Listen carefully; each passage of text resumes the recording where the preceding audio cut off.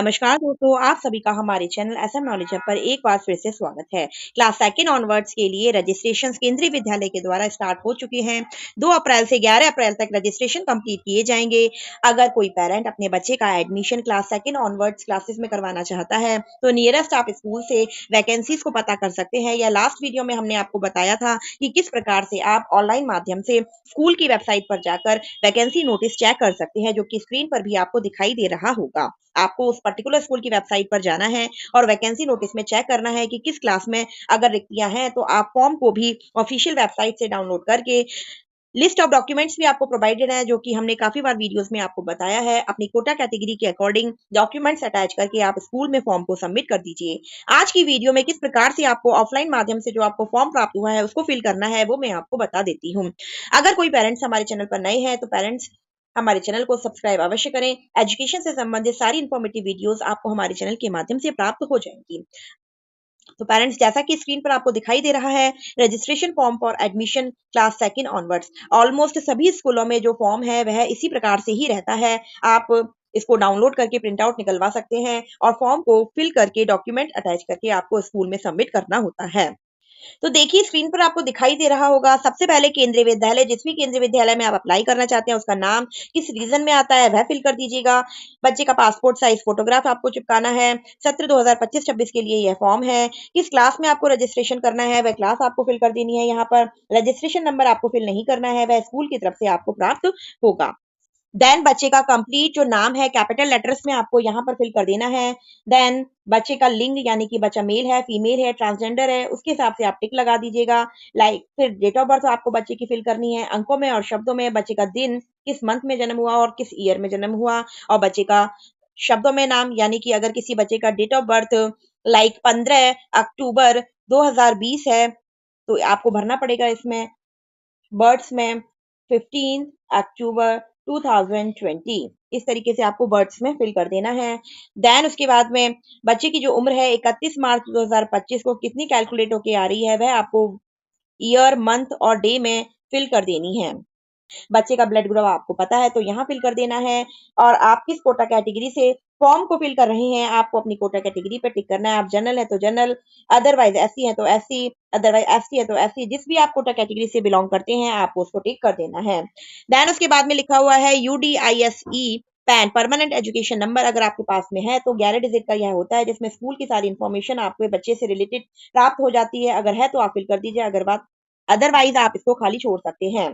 Then अपार ID अभी last 2 year से स्कूलों में बच्चों के लिए बनाई गई है। गवर्नमेंट के द्वारा ये रूल निकाला गया है जिसमें बच्चे के सारे डॉक्यूमेंट सेव हो जाते हैं। जितनी भी मार्कशीट्स हैं वे अपार आईडी, जो आपको यूजर आईडी और पासवर्ड मिला है उसमें आपको सेव हो जाते हैं। तो अपार आईडी नंबर है तो आप यहाँ पर फिल कर सकते हैं, अदरवाइज खाली छोड़ सकते हैं।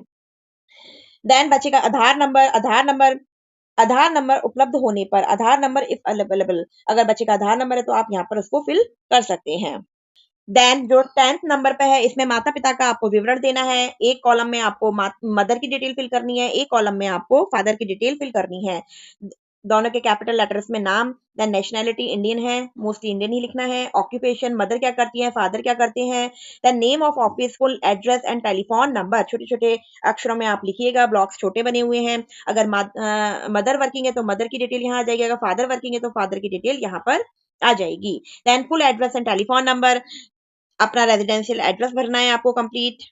देन डिस्टेंस फ्रॉम द विद्यालय, जिस भी केंद्रीय विद्यालय में आप अप्लाई कर रहे हैं वह आपके घर से कितना दूर है वो आप किलोमीटर में आप यहाँ डाल सकते हैं कि 4 किलोमीटर दूर है या 3 किलोमीटर की दूरी है, उस हिसाब से।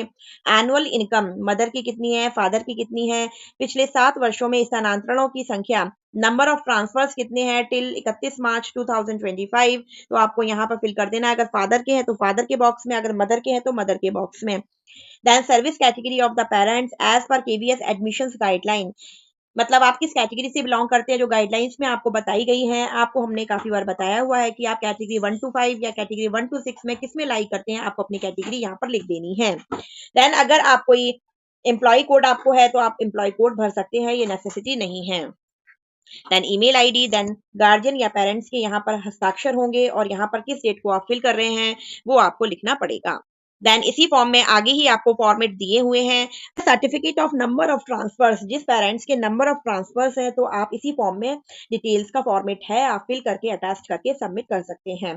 तो आपको अपना नाम भर देना है, किस डेजिग्नेशन पे हैं आप किस ऑफिस में कार्यरत हैं आप, नंबर ऑफ ट्रांसफर्स कितने हैं, देन इसके बाद में नीचे पूरा कंप्लीट फॉर्मेट बना हुआ है।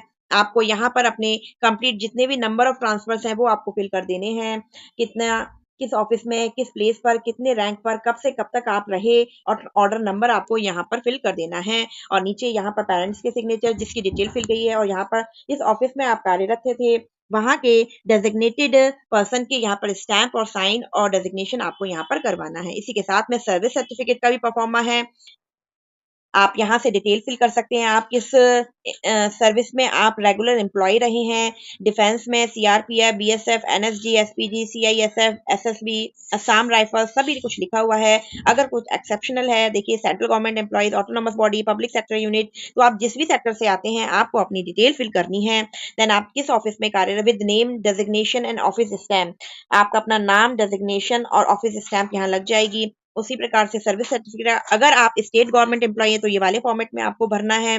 देन अगर डाइड इन हार्नेस सर्टिफिकेट है तो आप इसको फिल कर सकते हैं। और यह जो लास्ट में जो रिसिप्ट दे रखी है ये आपको स्कूल से फिल करके प्राप्त हो जाएगी। तो सारे फॉर्मेट इसी फॉर्म के साथ में अटैच्ड है, अगर आपके लिए एप्लीकेबल है तो साथ में आप फिल करके सबमिट कर सकते हैं और बेसिक डिटेल्स आपको फॉर्म में फिल कर देनी है। फॉर्म को फिल करके अटैच करके डॉक्यूमेंट सारे अटैच करके स्कूल में आप सबमिट कर दीजिए। बच्चे का जो सिलेक्शन प्रोसेस है वह सभी क्लासेस के लिए सेम तरीके से रहता है, जो कि हमने अपनी वीडियोस में आपको समझाया हुआ है। जितने ज्यादा कोटा कैटेगरी में आप अप्लाई करते होंगे आपके बच्चे का सिलेक्शन पहले होने के चांसेस हो जाते हैं। तो इस प्रकार से आप फॉर्म को फिल करके स्कूल में सबमिट कर दीजिए। 11 अप्रैल तक आप फॉर्म फिल कर पाएंगे। देन 17 अप्रैल को इनकी फर्स्ट प्रोविजनल लिस्ट निकाल दी जाएगी और 18 अप्रैल से 21 अप्रैल के बीच एडमिशन कंप्लीट कर लिए जाएंगे। तो पेरेंट्स, ऑल दी बेस्ट, आप फॉर्म को फिल करिए अगर आपके नियरेस्ट केंद्रीय विद्यालय में वैकेंसी है। और इसी प्रकार से इन्फॉर्मेटिव वीडियोस के लिए एसएम नॉलेज हब को सब्सक्राइब करना ना भूलें। चैनल पर बने रहिए, नेक्स्ट वीडियो में मिलते हैं। और हाँ जी पेरेंट्स, अगर आप इंस्टाग्राम और फेसबुक पेज से जुड़ना चाहते हैं तो आप जुड़ सकते हैं, वहां पर भी आपको हमारी वीडियोस की नोटिफिकेशंस प्राप्त हो जाएंगे। इसके साथ नेक्स्ट वीडियो में, थैंक यू।